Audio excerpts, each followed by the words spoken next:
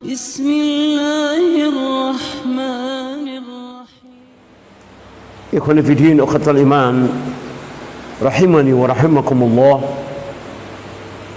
Kita lanjutkan kajian kita di dalam kitab Al-Wala wal Bara yang membahas tentang pengaruh kalimat la ilaha illallah dalam kehidupan manusia, wabil khusus manusia di akhir zaman. Bagaimana pengaruh kalimat tauhid tersebut? Kita telah sampai pada keterangan yang dijelaskan oleh seorang ulama, yaitu Abul A'la Maududi, di mana beliau menerangkan ada 9 pengaruh kalimat la ilaha illallah Muhammadur Rasulullah dalam kehidupan manusia di akhir zaman. Kita telah sampai pada pembahasan yang ke-7. Perlu kami ulangi secara ringkas bahwa kalimat la ilaha illallah yang dipahami, dipelajari, diteliti, kemudian diyakini serta mengamalkannya kalimat tersebut dengan menjalankan perintah Allah Subhanahu wa taala serta sedapat mungkin menghindarkan diri kita dari hal-hal yang dilarang dan diharamkan oleh Allah Subhanahu tabaraka wa taala, terutama di dalam yang berkaitan dengan dosa, yaitu dosa besar yang bisa membawa seseorang di dalam kekafiran atau menjadi murtad.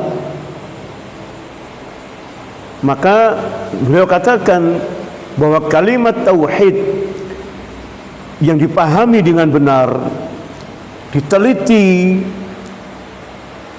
diyakini dan dilaksanakan, dari seluruh konsekuensi kalimat tersebut, apa-apa yang diperintahkan oleh Allah dan apa-apa yang harus ditinggalkan, maka insya Allah, kata beliau, kata Abul A'la Maududi mengatakan bahwa seseorang itu akan mendapatkan satu kejiwaan atau suasana jiwa yang tenang, kemudian menjadikan jiwa tersebut berani menghadapi segala persoalan dalam kehidupan, sehingga tidak ada satupun yang diyakini di dalam kehidupan ini pasti semuanya itu atas perkenan dan izin Allah serta takdir yang telah ditentukan oleh Allah Subhanahu wa taala, sehingga seseorang yang melaksanakan hidupnya di atas keyakinan la ilaha illallah, ya, dia merasa selalu ada kekuatan Allah Subhanahu wa taala di belakangnya. Dia merasa selalu mendapatkan pertolongan dari Allah Subhanahu wa taala di dalam segala bentuk kesulitan apapun yang sedang dia hadapi. Itulah inti dari poin ke-7 yang telah kita bahas kemarin. Kemudian dari poin yang ke-8, kata beliau, beriman atau yakin terhadap kalimat la ilaha illallah Muhammad Rasulullah. Dia yakin bahwa harkat martabatnya sebagai manusia akan diangkat oleh Allah Subhanahu wa taala. Luar biasa keyakinan ini. Yang tadinya seseorang itu Ini maksudkan adalah para sahabat ya, ataupun orang-orang yang belum mengenal kalimat la ilaha illallah, yang mereka tadinya di dalam kehinaan ya, yaitu kehinaan kegelapan jahiliyah. Maka sehingga mereka yang memahami dan meyakini bahwa beriman dengan kalimat la ilaha illallah Muhammad Rasulullah akan menumbuhkan kehormatan, meningkatkan harkat martabat kemanusiaannya yang tadinya mati kemudian menjadi hidup, dihidupkan oleh kalimat la ilaha illallah, sehingga menumbuhkan kebanggaan tanpa kesombongan ya. Jadi bangga dengan kalimat la ilaha illallah itu bukan kesombongan. Tapi kalau bangga dengan selain Islam, bangga dengan bersama kami bisa, bersama kita bisa, bersama dengan Pancasila kita bisa, itu kesombongan.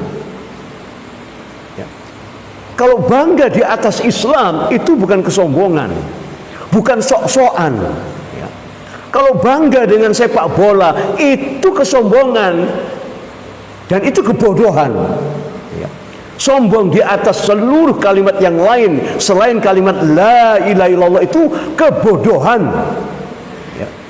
Kesombongan nasionalisme apapun bentuknya, sombong terhadap bendera ya, sombong terhadap satu ya Allah kecil, kelompok masyarakat kecil, lalu dibentuk yayasan, dibentuk ormas, dibentuk partai, lalu sombong di atas itu semua, itulah kebodohan, itulah jahiliyah, dan itu kehinaan. La haula wala quwata illa billah menurut Abu La'la Maududi ya. Kemudian menimbulkan kepuasan dan rasa cukup hidup ini. Apa yang dia rasakan ya, tumbuh rasa cukupnya. Cukup hidup ini ya seperti ini saja, tidak perlu neko-neko. Kalaupun ada berlebihan, yang berlebihan itu tentu akan disisihkan, bukan untuk berfoya-foya, bukan. Apa tidak boleh kita menikmati hidup ini? Boleh, bahkan harus menikmati hidup ini. Bodoh kalau orang tidak bisa menikmati hidup, itu orang bodoh ya. Tapi menikmatinya di atas Islam ya, semuanya akan menimbulkan manfaat. Jadi ada kemaslahatan di dalam qanaah ya, di dalam rasa cukup ya, merasa istighna, merasa kaya dengan pemberian Allah Subhanahu wa taala ya. Kemudian sekaligus kalimat la ilaha illallah Muhammadur Rasulullah akan memberikan rasa di sini disebut mensucikan hati ya. Rasa senantiasa untuk merangsang dirinya bahwa dirinya adalah orang yang kotor, dirinya bukan orang yang bersih ya. Senantiasa dia ingin mensucikan hatinya. Jadi ikhwan fillah ikhwatal iman, kalimat di dalam Al-Quran qad aflaha man zakkaha wa qad khaba man dassaha ya, ini menjadi pertimbangan setiap saat bagi orang-orang yang meyakini kalimat la ilaha illallah dan dia merasa cukup dengan pemberian Allah, lalu dia tidak kurang-kurangnya meneliti dirinya bahwa dirinya adalah orang yang betul-betul tidak pantas untuk mendapatkan surga Allah Subhanahu wa taala, sehingga dia memahami qad aflaha man zakkaha, sungguh sangat beruntung, pasti akan beruntung kata Allah. Sungguh beruntung. Siapa mereka? Orang yang senantiasa mensucikan dirinya, tidak sok suci ya. Makanya disebutkan di dalam kalimat tadi itu muncul kebanggaan terhadap kalimat la ilaha illallah tanpa kesombongan.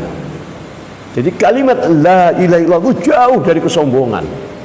Orang yang mengucapkan takbir Allahu Akbar seperti Bung Tomo itu, ya, itu bukan kalimat sok-sokan. Masa Bung Tomo dikatakan sok-sokan untuk menyemangati kaum muslimin? Itu bukan kesombongan, bahkan itu perintah Allah Subhanahu wa taala. Ya ayyuhalladzina amanu, ya, harridil mu'minina 'alal qital. Ya. Iyakum isrun sabiruna, ya, yaghlibul mi'atin. Bayangkan. Wahai orang-orang yang beriman, ya, harridil mu'minina 'alal qital. Ini perintah Allah Subhanahu wa taala kepada orang-orang beriman. Perintahnya bukan perintah sok-sokan. Ya, bukan perintah provokasi. Ya. Ini orang-orang munafik ini kadang-kadang ya bikin ribet memang orang munafik ini. Ya. Perintah Allah Subhanahu wa taala untuk memberikan semangat berperang kepada kaum muslimin dikatakan provokasi. Ini bodoh betul orang ini. Tidak paham dia tentang makna la ilaha illallah. Tidak paham dia. Sholat bersama kita ini, ngaji dia, tapi perintah Allah ya ayyuhalladzina amanu harridil mu'minin 'alal qital dikatakan provokasi. Bayangkan ini. Lalu diajarkan kepada orang-orang kafir, ya, sesama kesatuannya, sesama teman sejawatnya, itu provokator itu, menyuruh orang perang. Harridil mu'min itu perintah Allah. Ini bukan sok-sokan. Kamu yang sok-sokan. Kamu tidak paham tentang mari kita bersatu. Apa bersatu apa? Sudah saatnya ini terjadi hari ini. Apa terjadi? Azab Allah Subhanahu wa taala diturunkan hari ini. Ya. Di dalam surah Al-Anfal insyaallah. Ayat yang ke-65. Jadi Allah berfirman, a'udzubillahi minasyaitonir rajim. Qul huwal qadiru ala an yab'atsakum 'alaikum azaban min fawqikum aw min tahti arjulikum aw yalbisakum syi'a wa yudhiqa ba'dhukum ba'sa ba'dhin. Unzur kaifa nusarrifu al-ayati la'allahum yafqahun. Unzur la'allahum yafqahun. Jadi perintah Allah Subhanahu wa taala di akhir ayat ini, Allah perintahkan untuk bertafakur, untuk memahami. Unzur, perhatikan. Allah perintahkan untuk unzur. Perintah Allah Subhanahu wa taala jelas. Perhatikan ayat ini, perhatikan ayat-ayat Allah, tanda-tanda kebesaran Allah, perhatikan.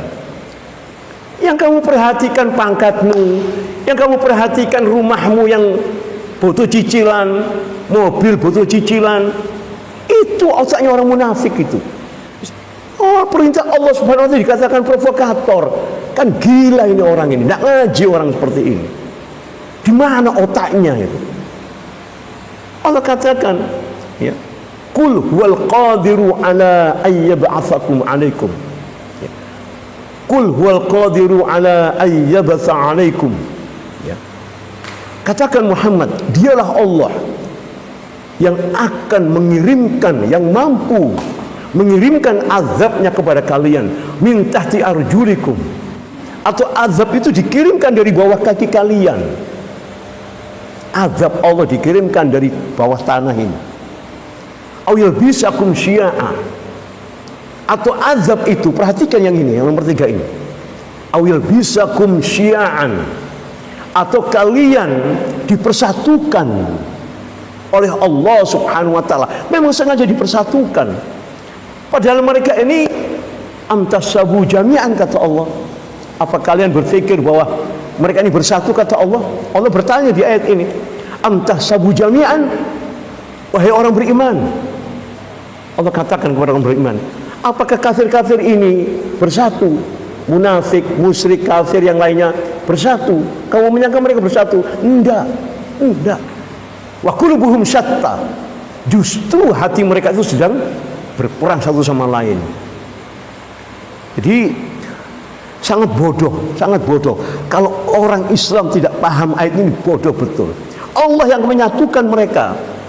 Untuk apa? Untuk saling bertentangan, saling gasak menggasak, saling bunuh membunuh, saling fitnah memfitnah. Apa itu? Sengaja Allah berikan kesempatan kepada orang-orang yang berpahaman dan yakin dengan demokrasi, dipersatukan oleh Allah. Lihat, yang terjadi apa? Tidak ada lawan yang abadi dan tidak ada kawan yang abadi. Yang ada kepentingan yang abadi. Itu kebodohan mereka, tidak paham. Mereka dibodohi oleh demokrasi, produk dari orang kafir musyrik ini, tidak paham. Dipersatukan. Yang jadi korban siapa? Yang korban umat. Ya.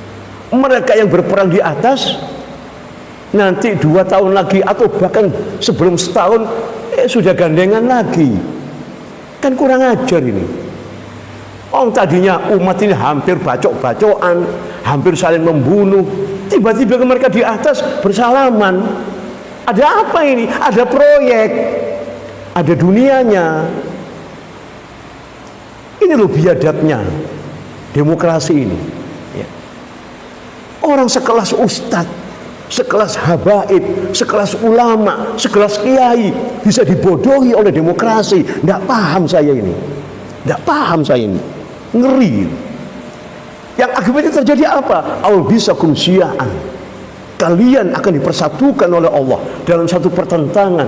Wa yudhiqu ba'dukum ba'sa ba'dhin.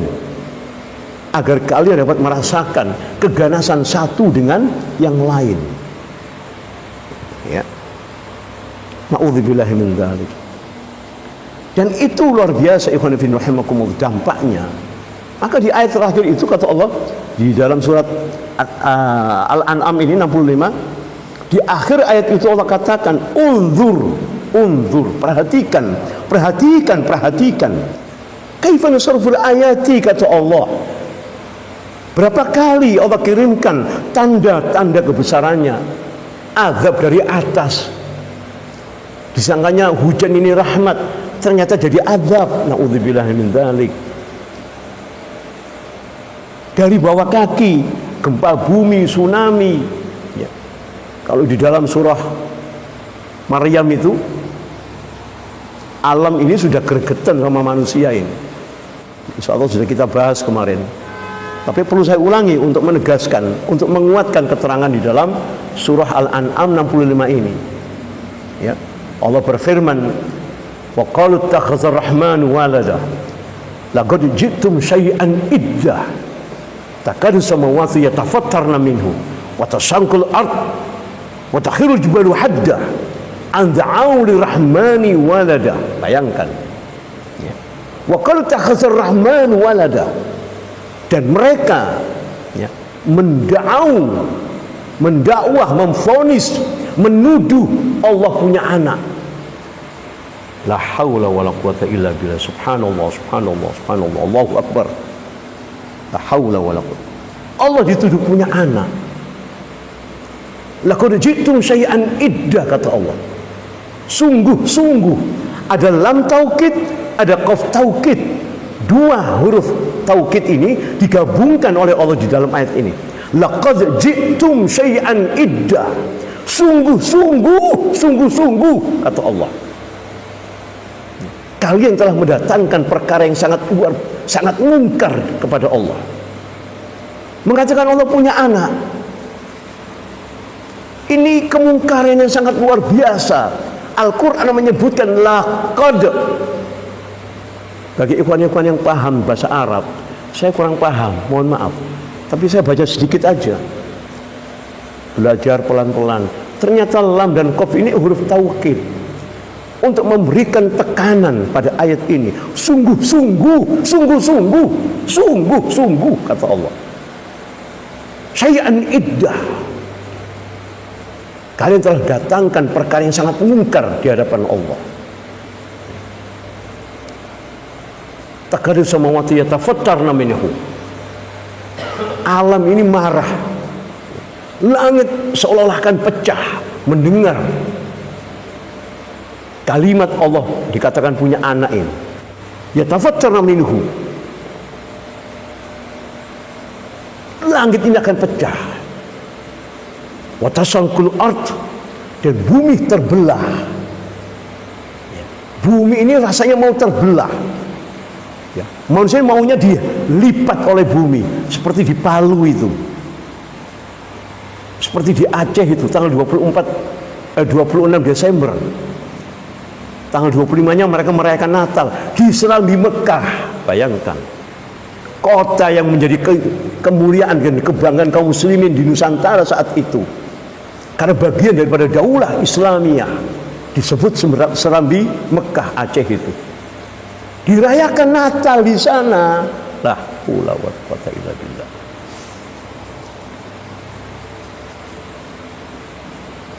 Wa takhiru jibalu hadda, kata Allah, dan gunung-gunung pun runtuh. Anda'au lirahmani walada, karena kalian telah mendakwah, menyeru, menuduh Allah punya anak. Dan kalian orang munafik, ya, berteman, bersahabat, menjadikan pemimpin orang kafir. Kamu dijadikan pemimpin, tapi pemimpinmu itu boneka. Kamu dijadikan boneka orang kafir, dan kamu merasa mulia dengan itu. Diulu-ulukan, mobilnya datang, wah, presiden kita datang, diulu-ulukan. Hanya untuk itu kamu hidup, hanya untuk diulu-ulukan kamu hidup. Na'udzubillahi min dzalik. Rendah sekali hidupmu itu. Na'udzubillahi min dzalik. Ya. Orang yang mengucapkan kalimat la ilaha illallah merasa bangga. Ya. Ya'lu wa la yu'la alaih. Itu bukan kesombongan, kata Umar bin Khattab. Al-Islamu ya'lu wa la yu'la alaih, walakin mahjubun bil muslimin. Justru yang menutupi Islam itu orang yang ngaku muslim, yang model-model seperti munafik ini, yang justru menutupi kemuliaan Islam. La haula wal quwwata illa billah. Mohon maaf, saya ini agak baper kalau bicara seperti ini. Jadi ikhwan fillah wa akhwatal iman, astaghfirullahaladzim, rahimani rahimakumullah. Allahu akbar, Allahu akbar, Allahu akbar. Maka orang yang menerima kalimat la ilaha illallah, ya, dia akan merasakan harkat martabatnya sebagai manusia diangkat oleh Allah Subhanahu wa taala, dimuliakan, kemudian menumbuhkan kebanggaan terhadap Islam. Bangga dia dengan Islam. Dia nggak bangga dengan selain Islam, nggak bangga dia. Hanya dengan Islam saja. Orang seperti ini yang memahami kalimat la ilaha illallah ini akan merasa bangga dengan Islam. Dia tidak bangga menjadi orang Indonesia, tidak bangga. Orang Indonesia yang Islam, baru dia bangga. Saya orang Indonesia tapi saya Muslim. Bukan saya Muslim tapi saya orang Indonesia, itu goblok namanya. Ya, tidak paham kalimat. Ya. Al-Islamu ya'lu wa la yu'la alaih. Karena Islam itu mulia, di atas ya. Tidak boleh ada yang melebihi kemuliaan daripada orang-orang Islam. Maka di dalam kitab awal-awal baru ini pula dituliskan, ya, oleh Rasulullah SAW. Tentu kalau saya katakan dituliskan, itu yang menulis bukan Rasulullah. Yang menulis adalah sahabat, ya. Bagaimana perjanjian, atau Rasul mengambil perjanjian dari orang-orang kafir yang mau hidup di Madinah, yang mau hidup di daulah Islamiyah, ya. Ada syaratnya, nggak asal-asalan, asal bayar pajak selesai. Oh enggak. Di dalam surat At-Taubah 29, ya, qatilul ladzina la yu'minu billahi wala bil yaumil akhir, ya, wal yuharrimuna ma haramallahu wa rasulahu wala yadina dinal haqq minal ladzina utul kitab hatta yu'tul jizyah an yadin wa hum saghirun. Ini 29 surat At-Taubah. Jadi ikhwan fillah rahimakumullah, ada 24 aturan yang diberlakukan oleh Rasulullah SAW terhadap orang-orang kafir yang mau tinggal di Madinah, ya, mau tinggal di Madinah. Syarat utamanya, ya, yaitu membayar jizyah. Tetapi hukum jizyah ini tidak berdiri sendiri, enggak. Ada variabelnya, ada penjelasannya yang berupa hukum pula, ya, yang harus ditaati oleh orang-orang kafir yang mau tinggal di Madinah. Tapi hukum dasarnya adalah membayar jizyah sebagai lambang bahwa mereka wahum shahirun, bahwa mereka itu mengakui kami ini orang-orang yang shahirun. Apa itu shahirun? Orang-orang yang terhina, gitu loh. Wahum shahirun, mereka tertunduk karena mereka terhina. Mereka bayar jizyah dengan tangan kanan sambil menunduk, tidak boleh melihat wajah Rasulullah. Lalu Rasul mengambil dengan tangan kiri beliau yang mulia itu. Wahum shahirun, dan mereka tertunduk, merasa terhina. Kenapa? Karena ini pendidikan dari Allah Subhanahu wa taala langsung. Al-Quran yang menyatakan wahum shahirun, untuk ditarbiyah, untuk dididik menjadi orang mukmin, menjadi orang Islam yang beriman kepada Allah, baru mereka dimuliakan. Kalau tidak dimuliakan. Karena dasarnya orang kafir itu, ada yang paham? Ya. Jadi hakikat daripada orang kafir itu adalah tahu? Ulaikal kal an'am bal hum adall, gitu. Kalau di dalam surat Al-Bayyinah, ya, mereka dikatakan innal ladzina kafaru min ahlil kitabi wal musyrikin fi nari jahannam khalidina fiha ulaika hum syarrul bariyah. Ya.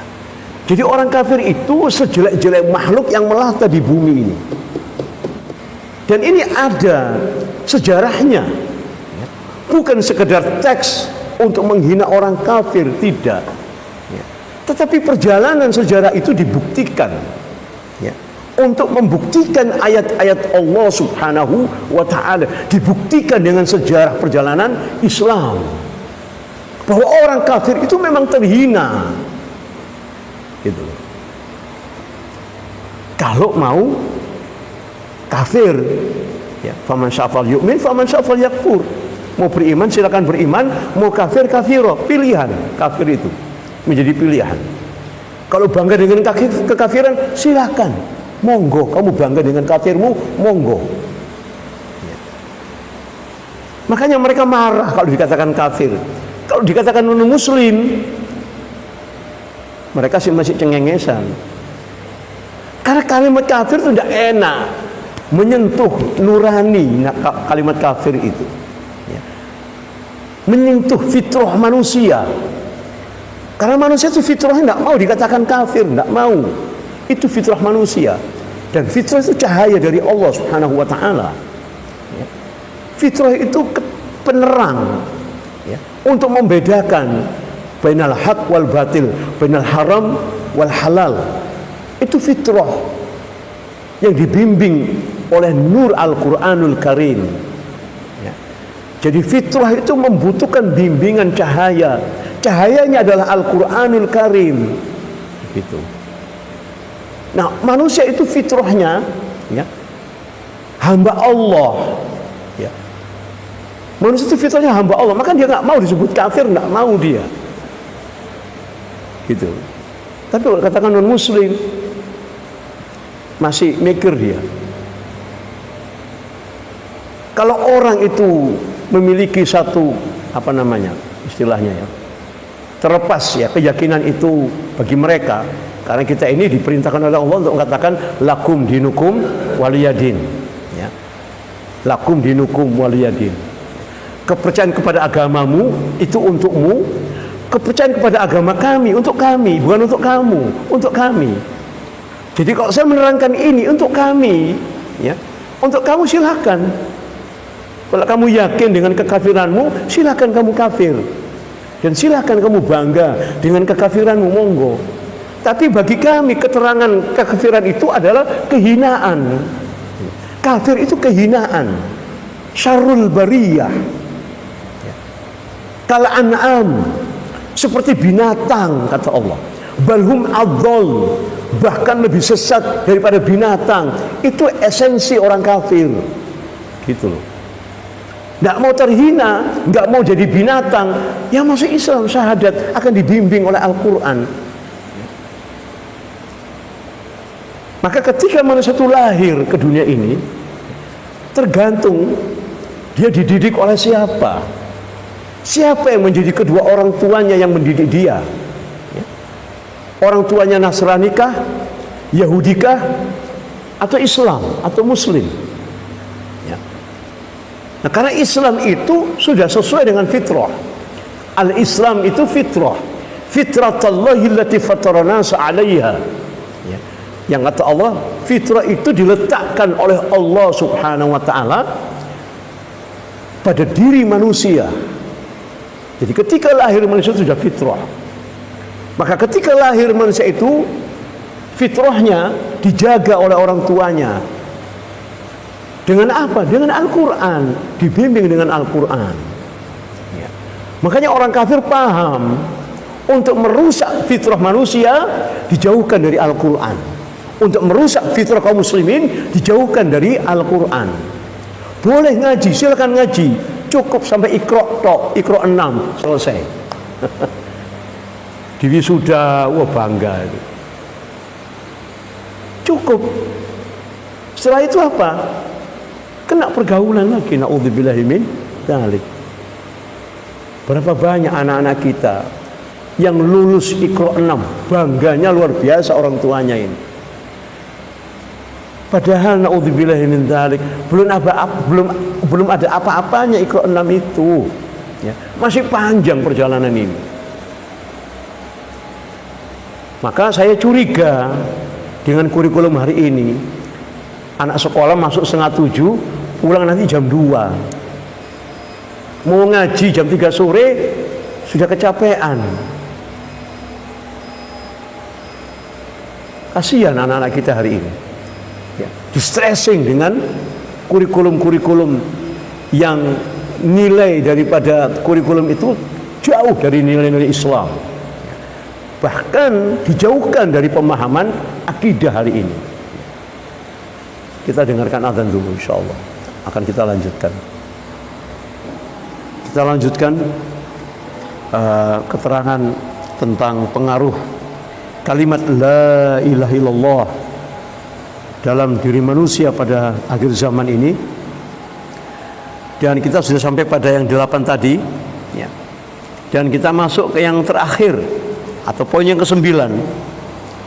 Kata beliau, kata Abul A'la Maududi rahimahullah ta'ala, bahwa yang terpenting di dalam hal memahami kalimat la ilaha illallah Muhammadur Rasulullah yang akan menjadikan seseorang itu berkomitmen dengan syariat-syariat Allah Subhanahu wa ta'ala, bahwa orang yang beriman itu yakin sepenuhnya bahwa Allah Subhanahu wa ta'ala maha mengetahui segala hal di dalam urusan-urusan keduniaan ini.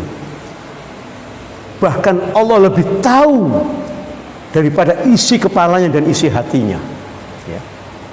Maka karena itulah iman kepada kalimat la ilaha illallah itu dijadikan sebagai pilar yang pertama, ya, menjadi dasar dari keagamaan seseorang, ya. Jadi dasarnya itu adalah kalimat la ilaha illallah, dan itulah akidah, ya. Jadi yang diajarkan pertama Rasulullah itu bukan cara bagaimana cara sholat, bagaimana cara berwudu, bagaimana cara bertoharo, enggak. Itu berikutnya. Tapi yang pertama kali ditanamkan adalah akidah dari kalimat la ilaha illallah Muhammad Rasulullah, ya. Seorang muslim adalah hamba yang taat dan patuh selayaknya hanya saja kepada Allah, tidak dengan yang lain. Maka dia dikatakan beriman, ya. Walaupun amalnya kurang, ya. Walaupun ilmunya kurang, tapi dia yakin bahwa Allah Subhanahu wa taala yang maha menentukan, yang mengatur segalanya, dan yang maha tahu tentang apa yang ada di dalam hatinya, yang ada di dalam isi kepalanya itu, ya. Walaupun amalnya sedikit, walaupun ilmunya sedikit, tapi ilmu tentang la ilaha illallah yang teraplikasi di dalam al-wal wal-bara dan dia aplikasikan dalam hidupnya, itulah orang beriman, ya. Bukan banyak sholatnya, bukan banyak hafalannya, tapi akidahnya hancur, rusak, naudzubillahi min dzalik, ya. Batal imannya itu, ya. Walaknya tidak jelas, siapa kawan siapa lawan, dibalik yang kawan dijadikan lawan, yang lawan dijadikan kawan, naudzubillahi min dzalik. Sementara dia bangga dengan sholatnya 5 waktu ke masjid. Masya Allah, untuk apa antum ke masjid jika wala dan bara itu tidak jelas? Jika salah menempatkan cinta dan permusuhan itu salah, ya. Kalau salah ini sudah batal amal semua itu. Naudzubillahi min dzalik, naudzubillah, summa naudzubillah. Maka kata beliau, seseorang itu tidak akan menjadi orang yang beriman kecuali jika dia betul-betul hatinya itu memiliki pengetahuan tentang siapakah ilah Allah itu. Dia paham betul tentang fa'lam annahu la ilaha illallah. Dan inilah akar Islam dan sumber kekuatan Islam. Keyakinan dan hukum-hukum Islam lainnya pun dibangun di atas kalimat la ilaha illallah Muhammadur Rasulullah. Kekuatannya yang hanya bersumber dari kalimat la ilaha illallah, maka Islamnya atau orang Islam atau Muslim itu tidak akan tersisa sedikit pun, ya, di dalam kehidupan ini kecuali dia mendapatkan rahmat dari Allah Subhanahu wa taala.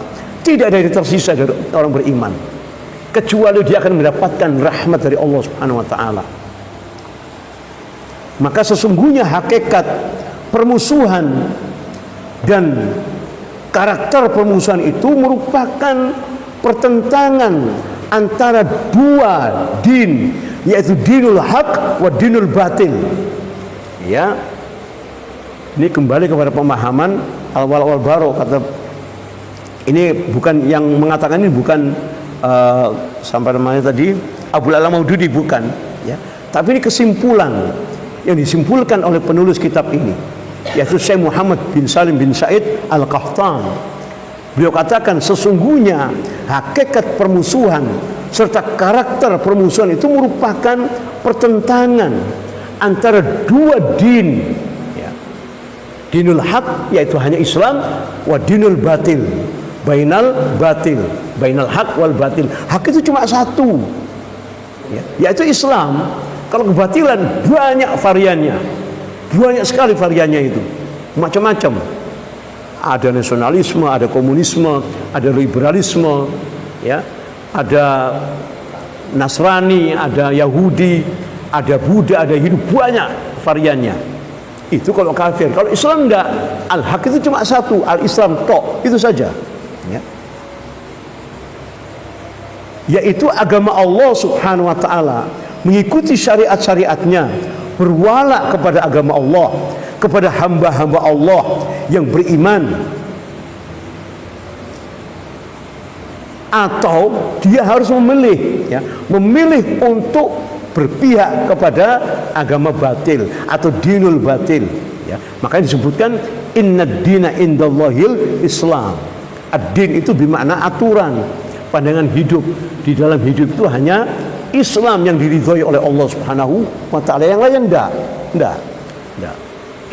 Innad dina indallahil Islam. Sesungguhnya aturan hidup, pandangan hidup yang sah di sisi Allah yang diridhoi itu hanya Islam, yang lainnya enggak.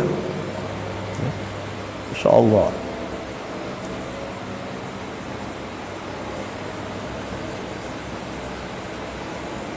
atau agama menurut hawa nafsu mereka, syahwat mereka, serta setan-setan yang bersatu untuk menguasai manusia yang lain. Ya. Jadi hawa nafsu, akal pikiran yang berdasarkan hawa nafsu itu tadi dipakai untuk apa? Menguasai manusia yang lain. Dengan cara apa? Dengan dua kekuatan. Apa kekuatannya? Hukum dan senjata. Senjata ini dalam rangka untuk memberikan hukuman, ya, dan hukumannya itu ada aturan yang dibuat sendiri oleh mereka. Saya yakin kasus Sambo ini tidak akan selesai, bahkan mungkin bisa hilang. Kenapa? Lah yang bikin hukum mereka kok. Untuk apa? Ya untuk kepentingan mereka, bukan untuk kepentingan rakyat. Hukum ini diberikan ke rakyat untuk kepentingan mereka, bukan untuk menghukum mereka. Paham ya? Makanya antara hukum dengan senjata ini itu sudah sesuai dengan Islam. Ya. Islam itu dibawa dengan pedang. Pedang di tangan kanan, Al-Quran di tangan kiri, kata Rasulullah. Ya. Hukum itu ada, ya, jika ada kekuatan senjata. Nah, kita ini sudah dilucuti, ikhwan fillah rahimakumullah. Kita dilucuti senjata, kita tidak punya senjata. Ya. Bawa senjata, pisau dapur saja bisa kena delik, dan deliknya tidak main-main. Ya. Hukum ini mendelik orang, menuduh orang bawa senjata belati itu apa istilahnya? Senjata manual ya. Itu sudah kena subversif hukumnya. Bayangkan. Bawa senjata belati kena subversif. Bayangkan. Artinya apa? Kita tidak boleh bawa senjata. Tidak boleh. Ya enak mereka menggulung kita. Kita dengan apa? Dengan suara. Boleh dengan suara. Ya. Tapi sampai hari ini bagaimana suara? Ya. Nggak direken sama pemerintah ini, nggak direken suara itu. Nggak dihawil blas. Dihawil itu artinya tidak digubris sama sekali oleh mereka. Tidak direken. Kenapa? Karena mereka punya senjata, ngelawan, tembak. Atas nama hukum boleh tembak. Subhanallah. Makaru wa makarallah wallahu khairul makirin. Masyaallah. Semoga Allah melindungi kita semua dari makar-makar orang-orang kafir, dan Allah pasti akan membuat makar juga kepada mereka. Amin Allahumma amin.